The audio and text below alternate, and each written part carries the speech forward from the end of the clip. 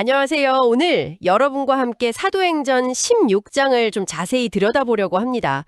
사도 바울의 그 두 번째 선교 여정, 특히 빌립보라는 도시에서 있었던 일들이 아주 흥미롭거든요. 네, 맞습니다.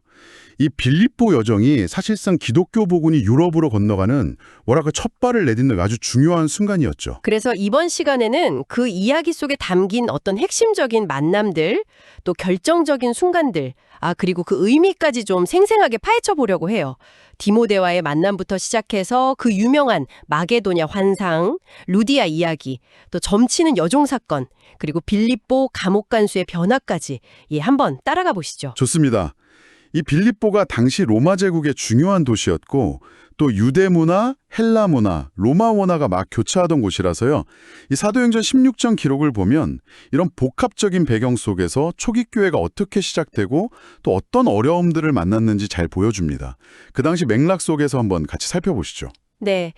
이야기는 바울이 더베와 루스드라 이 지역에 도착하면서 시작되죠. 여기서 이제 디모데라는 젊은 제자를 만나는데 이 친구 배경이 좀 독특해요.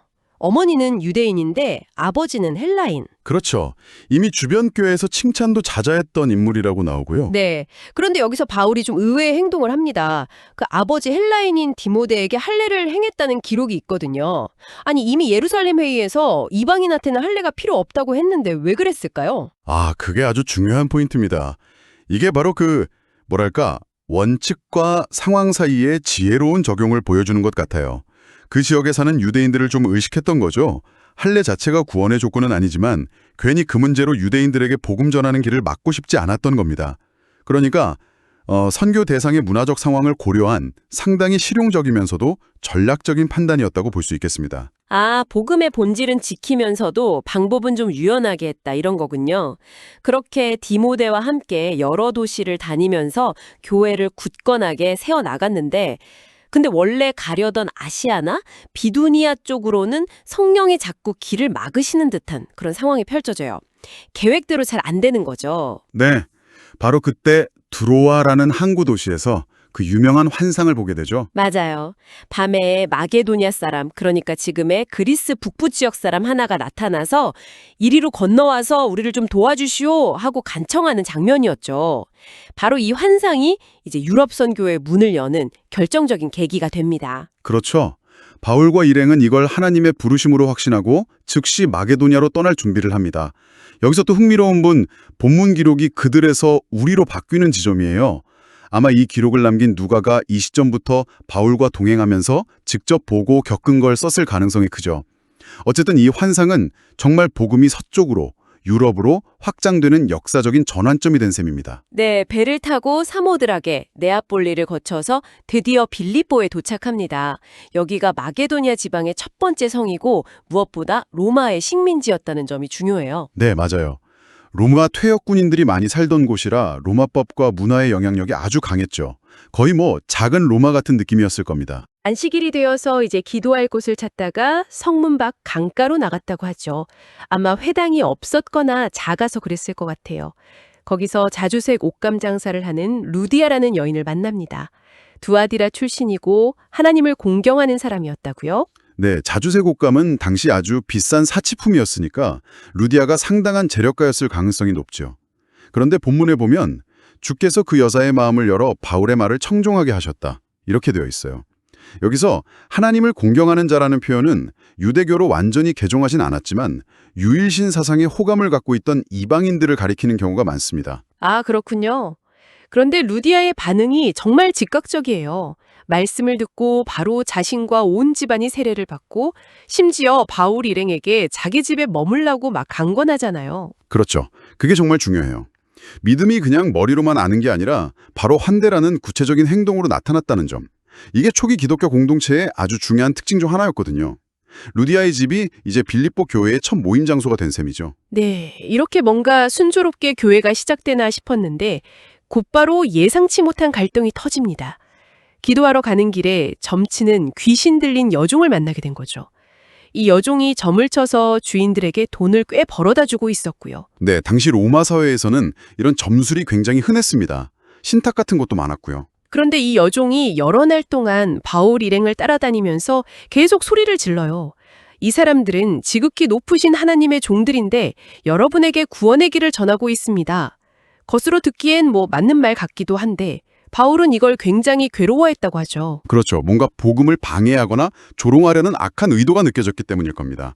진정한 증거가 아니었던 거죠. 결국 바울이 참다 못해 돌아서서 귀신에게 명령합니다.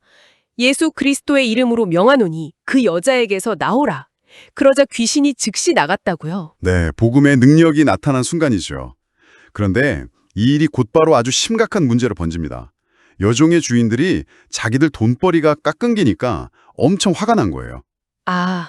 그래서 바울과 실라를 붙잡아서 관리들에게 끌고 갔군요. 네, 광장에 있는 치안관들에게 끌고 가서 고발하는데 그 내용이 아주 교묘해요. 이 유대인들이 우리 성을 시끄럽게 하고 우리 로마 사람들이 받아들일 수 없는 이상한 풍속을 전한다. 이런 식으로요. 실제 이유는 돈 문제인데 그걸 교묘하게 반유대 감정이나 로마 시민의 자존심을 건드리면서 공공질서 문제로 몰아간 거네요. 정확합니다. 복음이 기존의 경제구조나 사회 질서와 부딪힐 때, 또 거기에 이런 문화적 편견까지 더해지면 얼마나 큰 박해가 일어날 수 있는지 보여주는 거죠. 상황이 정말 급격하게 나빠지네요. 군중까지 막 합세해서 소동이 일고 치안관들은 제대로 조사도 안 하고 바로 바울과 실라의 옷을 찢고 때리라고 명령하죠. 네, 로마 시민에게는 정말 있을 수 없는 불법적인 처사였습니다. 그렇게 심하게 매를 맞고 감옥에 갇히는데 그냥 감옥도 아니고 제일 깊은 곳에 발에는 착고까지 채웠다고요. 정말 꼼짝달싹 못하게 아주 고통스럽게 만든 거죠. 도망은 상상도 못할 상황이고요. 근데 바로 이 절망적인 상황에서 정말 놀라운 일이 벌어지잖아요. 한밤중에 그 아픈 몸으로 바울과 실라가 기도하고 하나님을 찬송했다는 거. 다른 죄수들도 다 듣고 있었다고 하고요. 네, 정말 대단한 믿음이죠. 고통 속에서 원망이 아니라 찬양이 나왔다는 게. 바로 그때 갑자기 큰 지진이 일어나서 옥터가 흔들리고 문들이 다 열리고 죄수들을 묶었던 것들도 다 풀려버렸다고요. 네, 초자연적인 현상이죠. 잠에서 깬 간수가 문 열린 걸 보고 죄수들 다 도망갔구나 싶어서 칼을 뽑아 자결하려고 합니다. 그렇죠. 당시 로마법에 따르면 죄수를 놓치면 간수가 대신 벌을 받아야 했으니까요.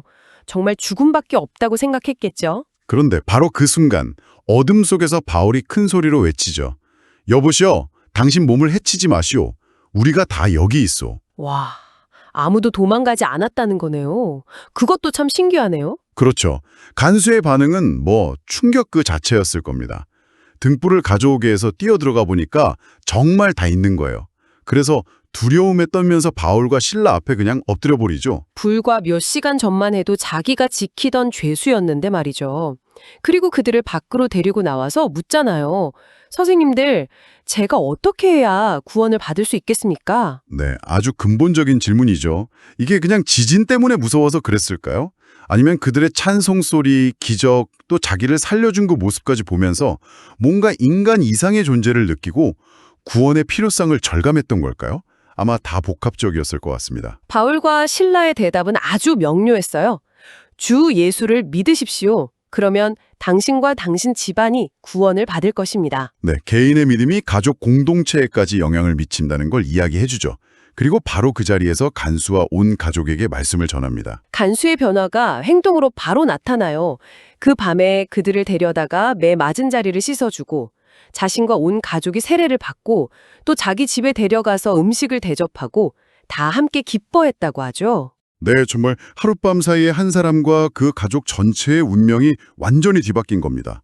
놀라운 변화죠. 자, 다음날 아침이 밝았습니다. 치안관들이 부하들을 보내서 그 사람들 풀어주라 하고 해요. 간밤에 있었던 일 때문인지 아니면 다른 이유가 있었는지는 모르겠지만요. 간수가 이제 안심하고 가시라고 전하죠. 근데 여기서 바울이 그냥 네, 감사합니다 하고 나가지 않죠. 맞아요. 갑자기 여기서 딱 버티면서 이렇게 말합니다. 로마 시민인 우리를 죄도 제대로 확인 안 하고 사람들 앞에서 때리고 감옥에 가뒀다가 이제 와서 슬그머니 내보내려고 안 되지. 당신들이 직접 와서 우리를 데리고 나가시오. 아니 전날 밤 매 맞을 땐 가만히 있다가 왜 이제 와서 로마 시민권을 딱 내세우는 걸까요? 이게 정말 바울의 지혜로운 면모를 보여주는 대목입니다.